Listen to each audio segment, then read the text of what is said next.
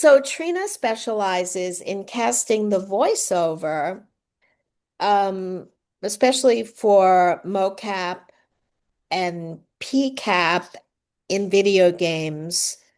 Um, and so can you explain? Let's start out with a basic explanation of what that means, Okay, please. I'm happy to do that. And thank you for having me. So, the terminology obviously evolves in the industry as the tech becomes available. And so, the way that the words are being used is not necessarily the same way as if we were to learn English in school and this means this. Um, so, I work in video games. That is primarily my field of work. I work both in voiceover and in motion capture, performance capture. And voiceover, I think, doesn't need any explanation. It is usually Right. done in a booth, right? And it's your voice. Now, motion capture was the terminology that was used first, and it means recording the movements of the body. And so it was kind of the word that was used the longest. It goes all the way back to the 20s and 30s when Disney animation was starting to look at horses and animals and different things in motion, so that they could animate them more correctly. So that sort of has its own long history. Then we started using the umbrella term performance capture or PCAP when things started to be done together at the same time. So instead of just body movement in the volume and voiceover in the studio booth, all of a sudden, because of the technology and advances, we were able to do movement, facial capture, and voice all on the MoCap stage, or the volume as it's referred to, at once, because it gives the game developers a lot more data to put into the game engine and to choose from.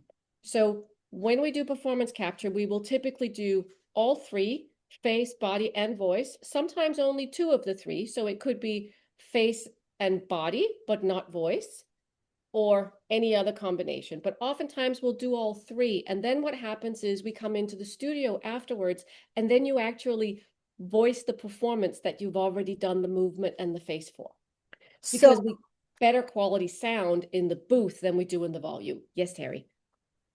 but by the same person? Because someone who's a voiceover artist doesn't necessarily know that kind of movement. Is it the same artist?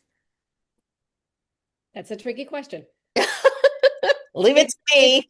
no, but it really is, because if at all possible, we try to make it be the same person, unless, of course, the physicality that's needed is stunt and we need a specialist so that the actor that has the role doesn't get hurt, right? But if at all possible, we'll use the same actor for everything. But because sometimes it doesn't work out that way, then we will have somebody else come in and body the performance, right? So that actor oftentimes gets no credit other than being listed as, somebody who's worked on the project, but it will not be, they will not be given the body performance credit of the actor who has the role. This happens a lot. I know several people that do a lot of motion capture secret work, meaning they do the movement for somebody else.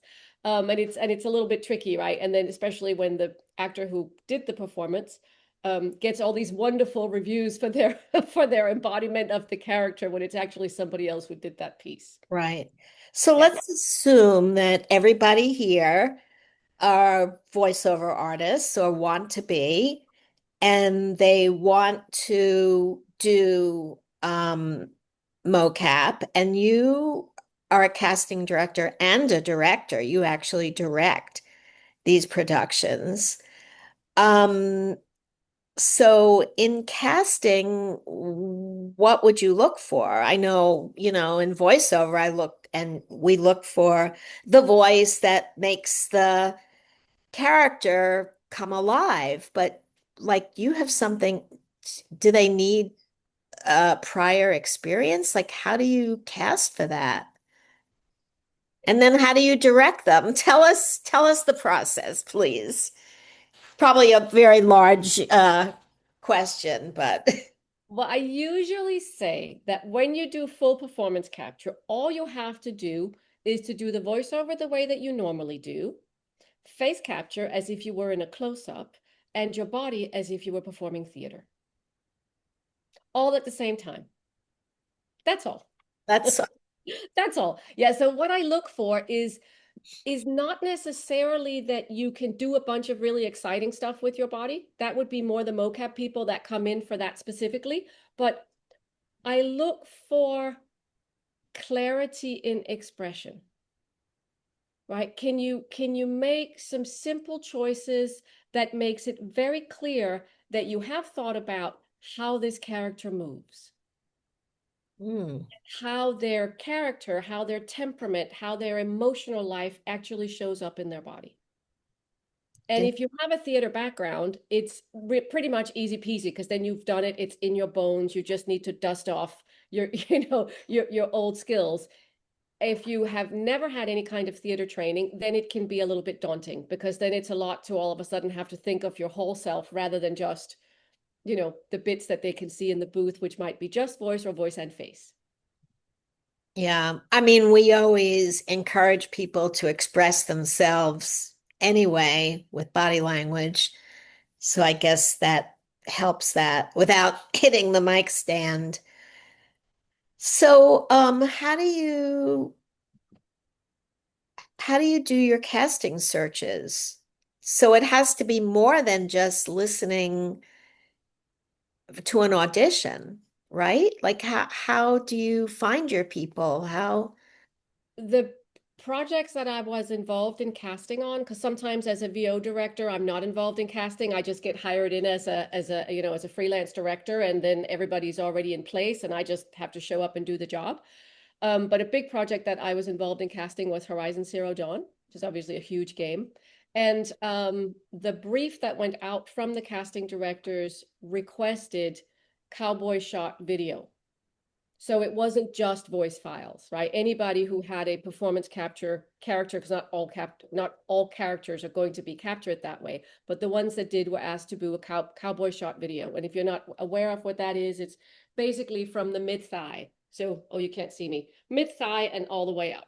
So about 3/4 of your body, that we need to be able to see. And the the briefs went out to essentially the VO actors, sorry, VO agencies. Mhm. And so it was from that same group of people that typically get the voiceover work that it was picked from. Occasionally, when they start a new project, especially Horizon or Guerrilla Games, will throw a wider net and they will go outside of the known voiceover agencies just to see new talent and see other people than the ones they're used to getting.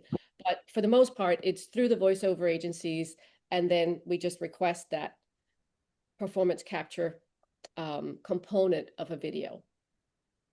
And I will also add to that, less is more. What we see the most, or what I see the most, is that people do far more than what's necessary. It's almost like they become, let me show you how well I can move instead of just moving. Okay, so I know that you teach this. What do you teach? You know what? Uh, I'm still a little confused. Like that is there a picture that they have to follow? Can you tell us, what the voiceover actor needs to know and what you have to basically teach them for them to be successful in this? Everyone here, wants to, if they're not doing this yet, they want to expand their horizons. If they are doing it, they want to hear some nuggets from you. Um, the character development is not necessarily any different from the character development that you would do for a character that you're going to voice, except you're just adding the body, right? So you give some thought to, how does this person walk? Right? How does this person rest? And sometimes, you've gotten cast in something that's very close to yourself, and then you don't necessarily have to make a lot of alterations. You can just be you, right? Often in casting, we get cast as things that are very close to who we are. But let's say you get like something that's much more of a character that really requires a different body language than yours. I have different things that I do. Um, I I take some of the things that you often need to do in games anyway, which is an idle or base pose. And if you don't know what those are, an idle is what all of the non-playable characters are doing when they're hanging around in the game and they're waiting for the player to come up and engage with them. And so you can think about it almost like the way you would think of an extra in a movie, right? You have to look alive. You can't just be stiff and dead, but you cannot be so large that you take attention away from the main action. Right. Right? It's a very delicate balance. So it's like being a body extra. So you have to come up with some little thing that this character might do. And it could just be that they, a lot of people in video games stand guard, right? So maybe they're just standing and they shift their weight a little bit from foot to foot, and maybe they look around, maybe they've got an itch. But it's just like a few very simple things that a human does when they're standing around waiting for something to happen. And you'll be surprised at how little is needed. So when you start thinking about that, right, this is my character. How would my character be idling? Because people idle differently, right? They idle based on who they are, how they feel about the situation they're in, right? Some people idle with excitement, some people idle with boredom, right? So it's beginning that thought process of, where is the character right now? What am I doing? And how do I feel about all of that? And how would that show up in my body? So So that's the very basic version of it. Yes. in this case, they're not speaking yet. They're not voicing anything yet. Not yet, no. And so just like when we do voiceover, auditions, and we most of us love a little bit of pre-life and a little bit of post-life and a little bit of that just sound of being human outside of sounding like a spoken narrator. We want the same thing in the movement, right? So before you start your lines, there's gonna be just a little bit of life. And then you start, and then you do something when you speak, and then you come back to so idle, base pose. Base pose would be like, I like to think of that one as if your character was having their portrait taken, how would they want to be seen? Right. So for some, it's, something with a fist up in the air. Others, it's like holding on to their weapon. But again, it starts that thought process of, how is this character in their body? And then I do a whole big thing in my longer classes where I work with animals and animal work, and I actually use animals as a foundation for character building. And I always start with the body, because anything that comes out of your body is going to be much easier for you to remember and to sustain than when you read something and you get a good idea and then you try to squeeze yourself into your good idea. It's fine to read it and have a good idea, but then you set it aside, then you get on the floor, just like you would for rehearsals or improvisation, and then you start to try to find it. And you can play with the base pose, you can play with an idle, you can do animals. I can talk more about that if that's interesting to you guys. And then the stuff that you find there, it's not all going to be gold, but some of it will be. And that's the stuff that you then bring back over to your script and your ideas, and then you see how you can make it all fit together. How long is the script audition usually for these kind of things? 2 to 3 pages. 2 to 3 pages usually, yeah. But not full. Yeah, longer than for a lot of VO briefs. Yeah. And then there is one more piece of the work, which is a little bit more the MoCap aspect. And that would be like when I teach, right, the very technical stuff, like the T poses and the A poses, and what does it mean to calibrate an ROM. So we can do a face ROM or we can do a full body ROM. These are not things that you will ever need to memorize, because there will be a technician in the place that will take you through it, because they want it done their way that works for their computers. So they're also going to be slightly different. But in short, you're going to move the different muscles that can be moved, right? So you're going to bend your arms, you're going to bend your legs, you're going to do some rotations, you're going to look back and forth, up and down, you're going to smile, you're going to frown. Like you're just going to be taken through a range of motion for what they need so that they can calibrate the technology to actually capture you correctly. And then there's, again, in the more specific MoCap work, when we're talking somebody who doesn't necessarily voice the role, but just comes in and do body stuff, then there is much more technical stuff of, we need 3 steps and a 90-degree turn, three steps and a 45-degree turn, and then to the other side. And then you have to be able to actually do really specific movement like that, right? We need it at walking pace, we need it at jogging, we need it at a full run. Yeah. All right, so someone gets booked. What does the studio look like? Like, what do they have to deal with to voice one of these things? What does the setup look like? So if it's a AAA game and it's, large production, lots of money, then the volume is typically a very, very large space. Depending on what technology system they run, that will depend on how many cameras are in the space. And in some of the bigger volumes I've seen, they've had more than 200 cameras.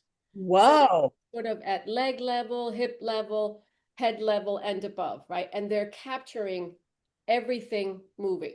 And so what you need to be prepared for is the fact that everything on your body that you go out of your way to hide in your private life will be shown on a large screen for everyone to see. And that can be quite overwhelming. So you just need to be prepared for that, right? That little flab over here, or that funny way that you pull on your hip, yeah, we can see that, right? Because everything is magnified. And then there is the tech. You're wearing a suit, which is, depending again on the system, as thin as a Lycra workout suit and as thick as more like a wetsuit. In an optical volume, which is what we're talking about now, you have sensors or markers, sometimes called trackers, but markers on your suit. So there's no actual technology in them. It's just a little rubber boop-de-doop with reflective material on it so that the camera can see that. In the inertial suits, which can be done anywhere, does not have to be done in a volume, there's an actual sensor in the suit, which is a hard little plastic thing that, by the way, it hurts to fall on. But mostly in large productions, you're always going to be dealing with optical.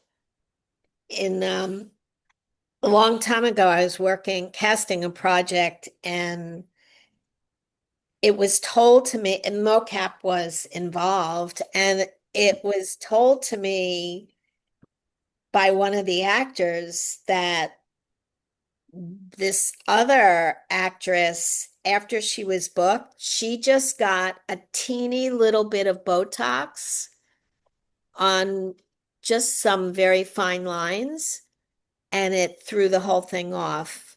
It screwed everything up. Yeah, and that's why we don't just these days work with body doubles to come in and do the movement when necessary. Sometimes we have to have face doubles because the actor or actress have done something to their face that makes it not move quite the way it used to or the way that we want. And then we have somebody else coming in and actually doing that. There's a studio here in town that trains people to do that kind of work, which is like, think of it as ADR dubbing, but with facial capture. Yeah. Many, many years ago, I think if it's still the same people, I had them as a guest on a venue that I was doing. It's like anything else. Well, when you get between when you audition and book, don't change anything. Don't cut your hair for any kind of acting. Um, Right. And usually facial hair still has to go for men in facial capture. And then sometimes, of course, we run into problems in casting because we've got an actor who's on a TV show and they cannot take the beard off, and yet we need it off. And then uh, again, we work around it, right? Then we get somebody else to face it. right. Whoa, Jamie, I think since we don't have much time with Trina, are there any questions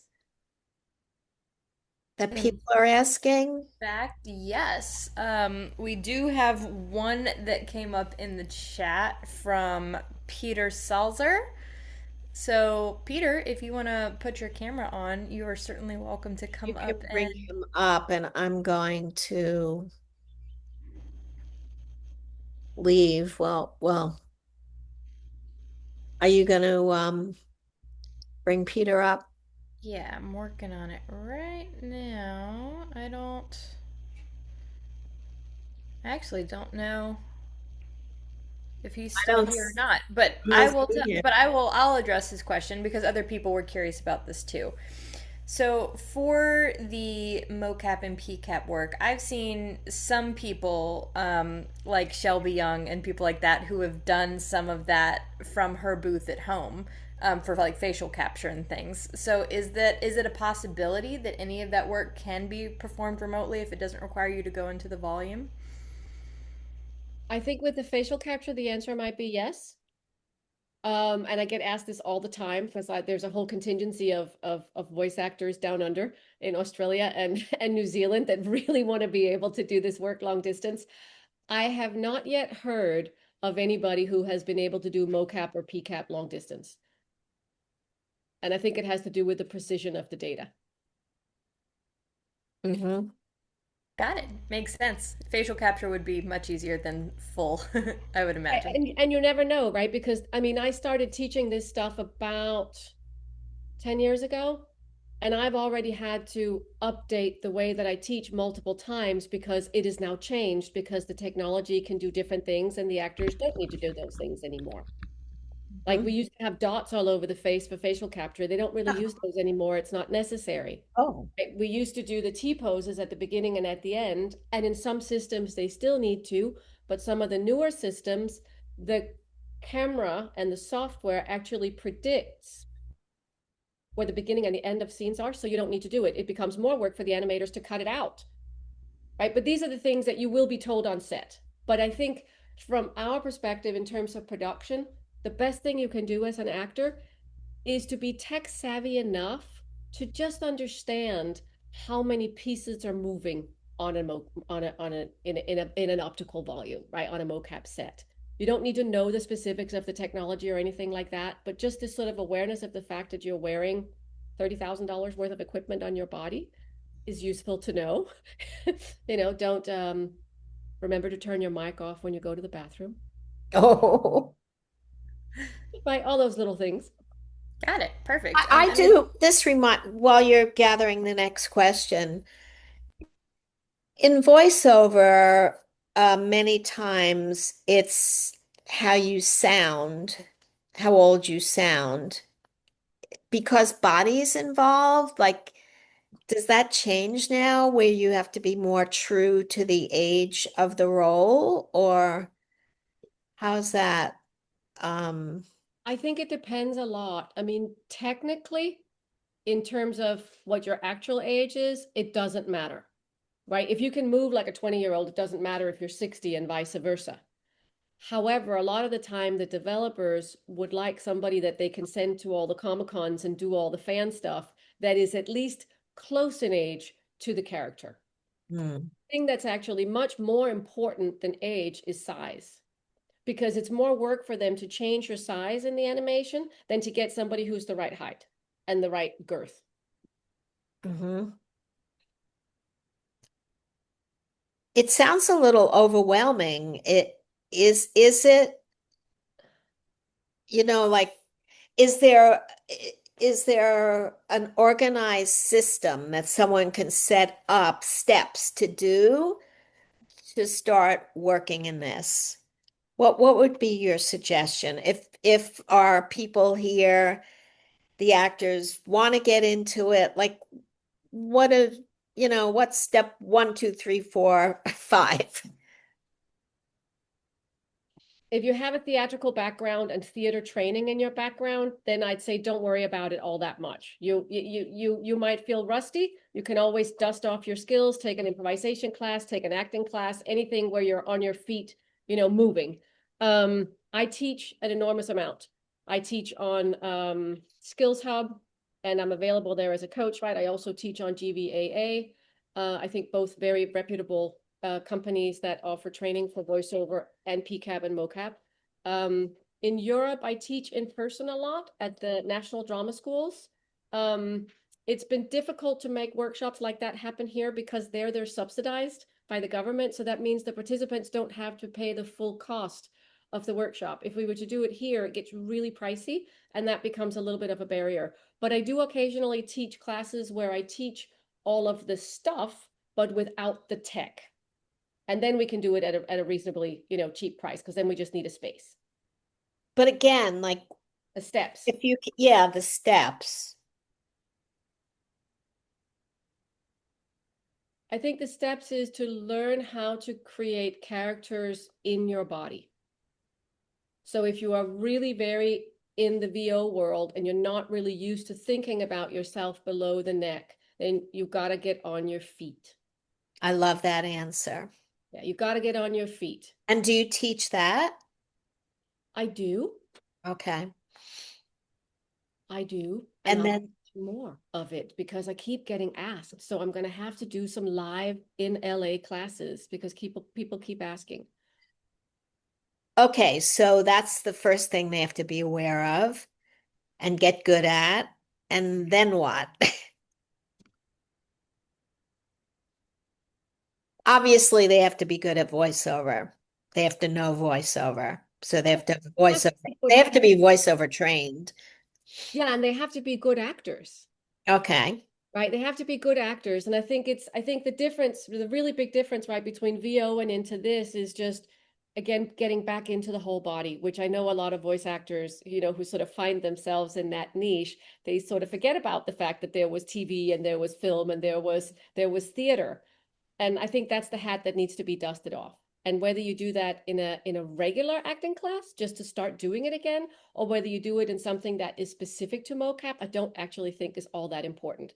It's just getting on your feet again and moving your body and figuring out how that feels. I think also sometimes when we're in the booth, we tend to do all kinds of stuff if we could do it silently. And obviously you'll have to tone that down because all of a sudden there'll be a camera on you as well. But the steps is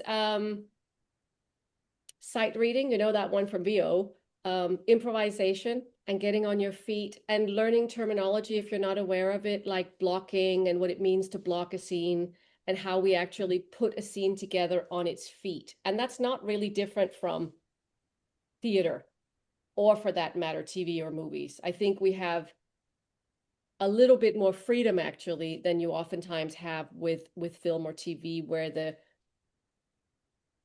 where your markers on the set, right, where you have to be like exactly in the same spot every time.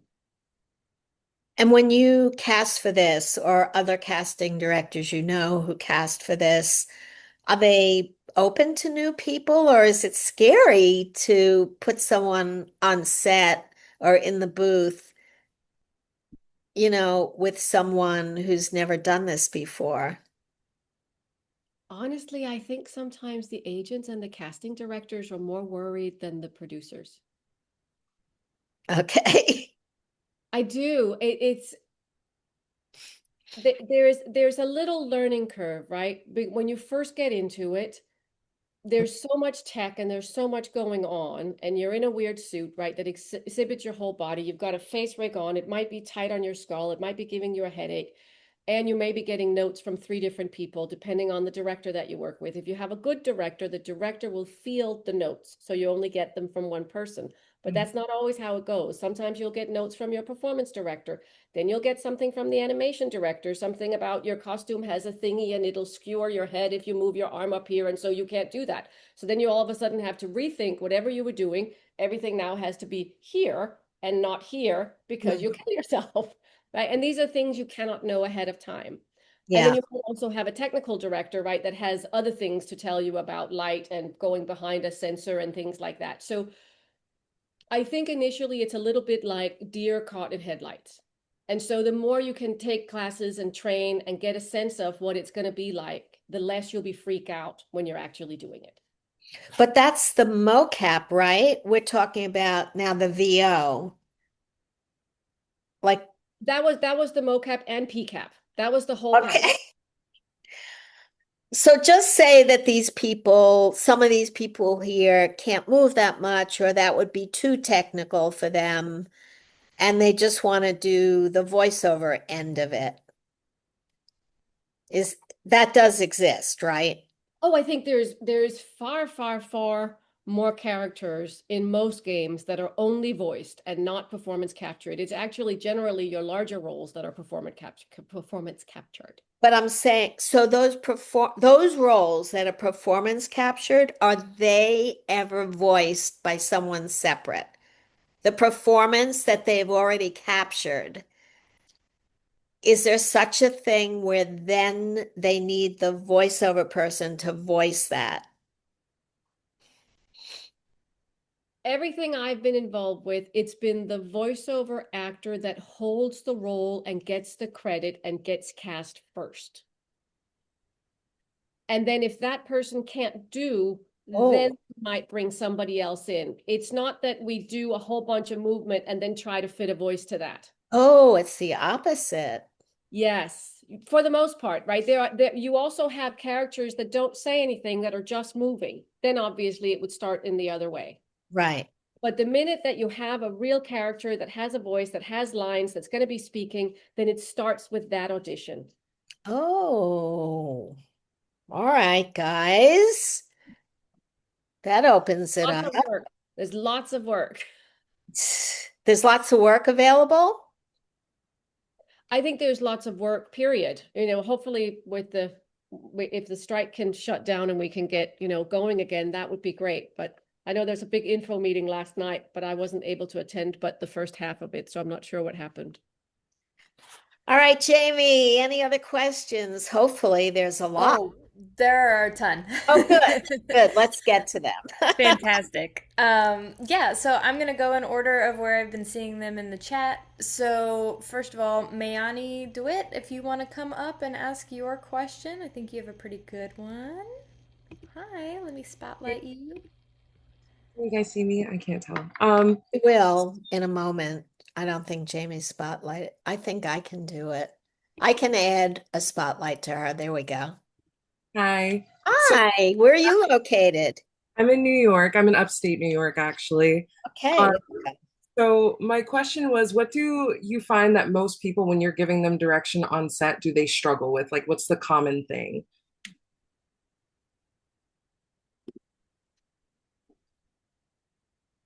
I like that question. I don't want to go back to the same thing that it almost always is that less is more. Okay.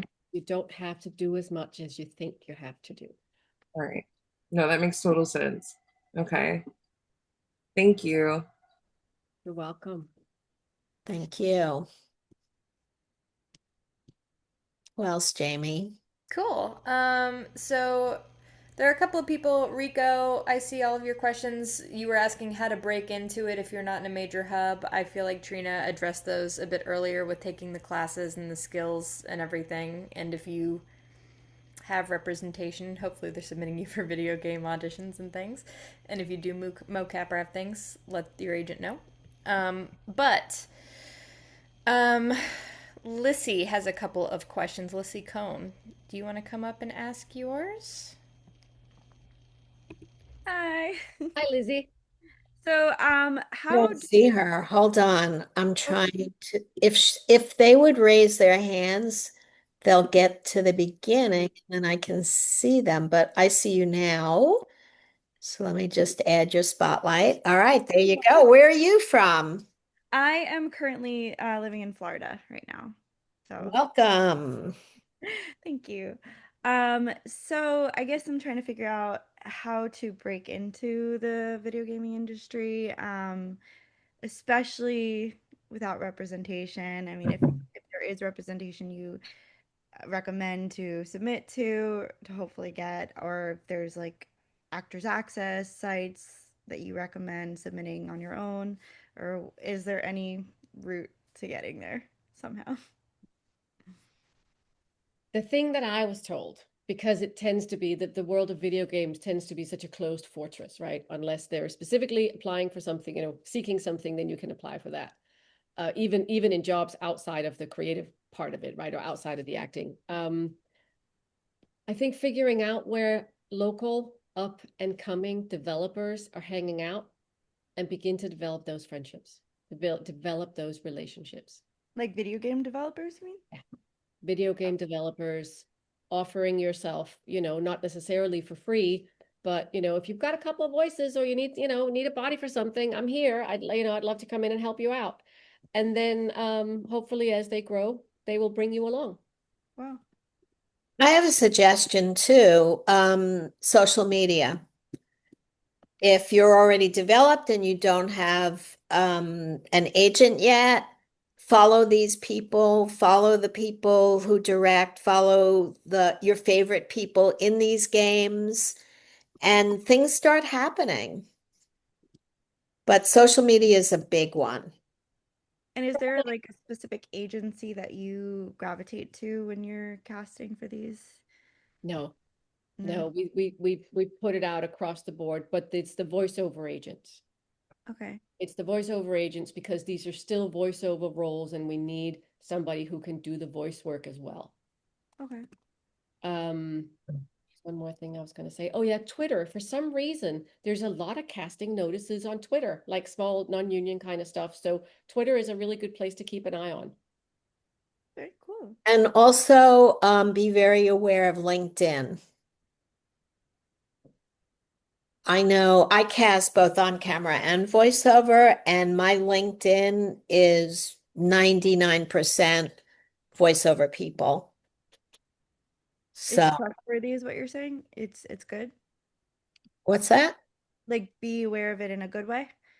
Oh yeah, Okay. LinkedIn is you need to start knowing about social media.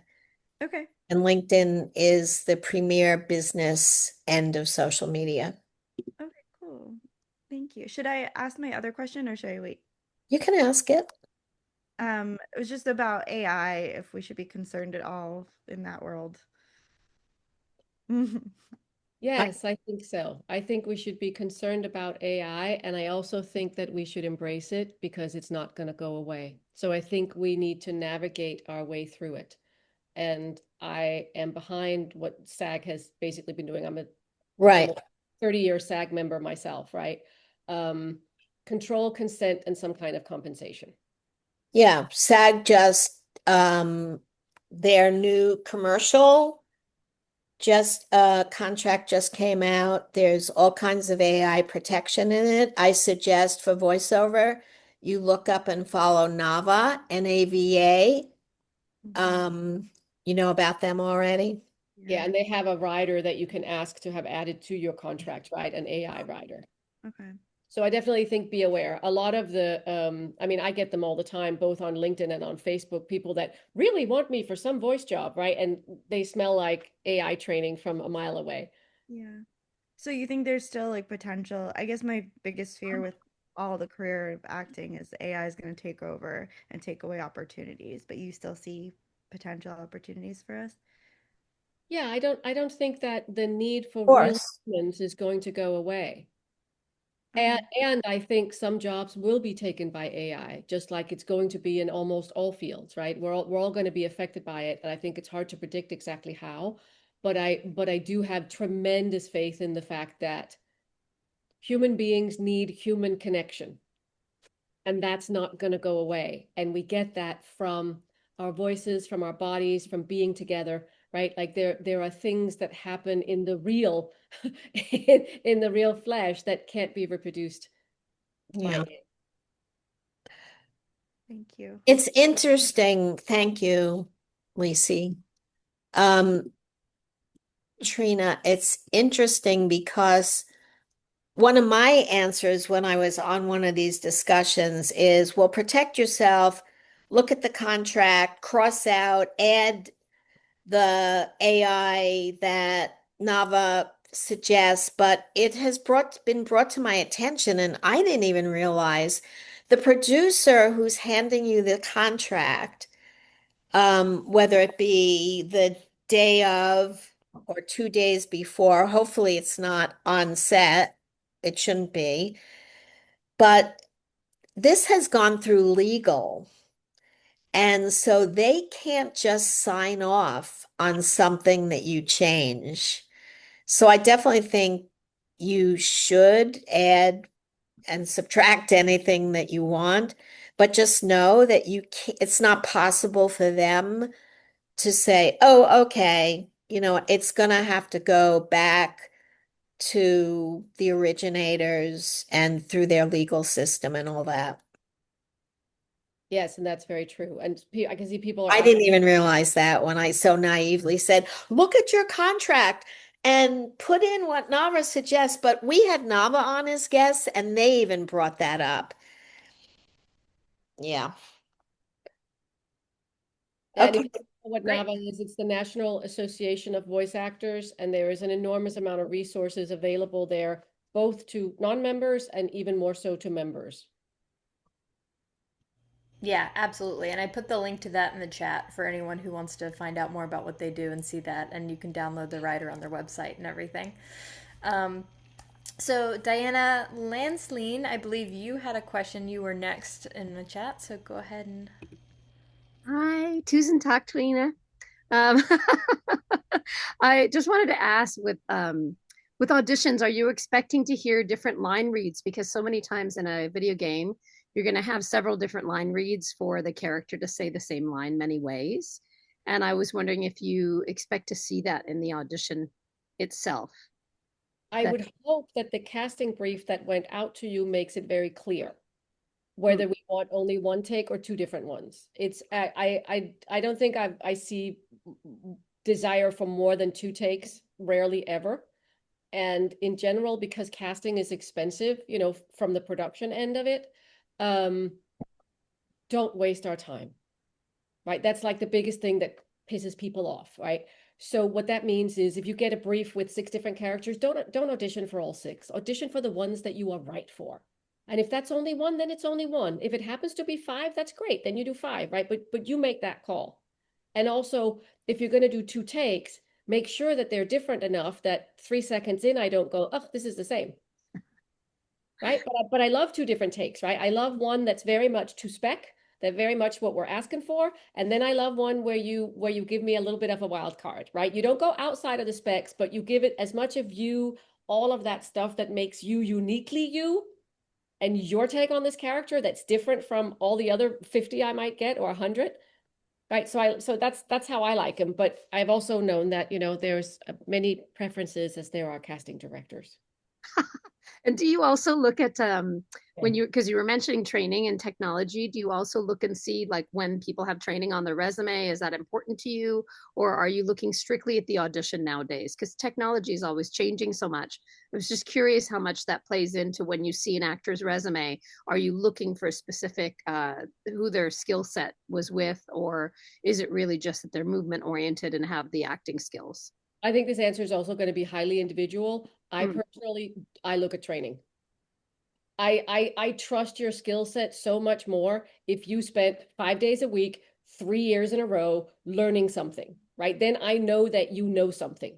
I know that you have some basic skills. You can build a character, you can improvise, you can, you know, do things with your voice. You can do stuff, especially if you've maintained it in the meantime, right? And I also know that there are plenty of people in all aspects of performance, right, that don't have training and that just somehow they just know how to do this stuff, right? So it's not a have to, but I like it when it's there. And I am able to trust that you won't hurt yourself more because you know, right? You know what your voice can do. You know when you're done screaming for today and you will stop, right? Whereas a new person might not actually realize it until it's already hurting, or might not have the courage to stand up and say, I need a break, right? Like all of those things, I tend to, right? Again, if you've gone through some really solid training and you've been doing it for a while, then it's much easier to trust that you can take care of yourself. And at the same time, as a director, I'm very much an advocate for the actors. Right. And I understand that that is part of my job because they won't always do it for themselves, not necessarily due to a lack of training, but just simply because they want the job so bad. They don't want to rock the boat. Yeah. Thank you for being an advocate and for suggesting resources and for your time today. Yeah. And thank you. Speaking of time, we only have 5 minutes left. So what I would like to do before we get to the last question, which will be Allie's, I would you share with us, Trina, how people can get in touch with you if they do want training Yes, or send you their reel or whatever? absolutely. If you look at the way that my name is spelled on the screen, because it sounds like Trina, but because I'm Danish, it's Trine. And I do not expect you to be able to say it the right way. But my social media handle is exactly that.